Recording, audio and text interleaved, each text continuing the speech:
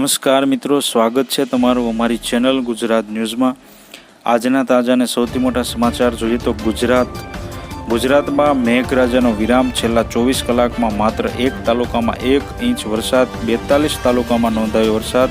ગુજરાતમાં મેઘરાજાએ વિરામ લીધો હોય તેવું લાગી રહ્યું છે। છેલ્લા 24 કલાકમાં માત્ર 42 તાલુકામાં વરસાદ ખાબક્યો છે। આ સાથે જ માત્ર એક તાલુકા વાપીમાં 1 ઇંચ જેટલો વરસાદ નોંધાયો હતો। ત્યારે જાણો ક્યાં કેટલો વરસાદ ખાબક્યો છે। વાપીમાં 27 મીમી, જોટાણામાં 24 મીમી, વિરમગામમાં 16 મીમી, પારડીમાં 13 મીમી, દેત્રોજ રામપરામાં 12 મીમી, ડાંગ, આહવા, સુબીર અને મહેસાણામાં 11 મીમી, કપરાડામાં 84 અને ઉમરપાડામાં 10 મીમી, માળિયા હાટિયામાં 8 મીમી, સુરત શહેર, ઉમરગામ અને કડીમાં 7 મીમી, વલસાડ અને વિસનગરમાં 6 મીમી અને વડનગરમાં 5 મીમી વરસાદ ખાબક્યો છે।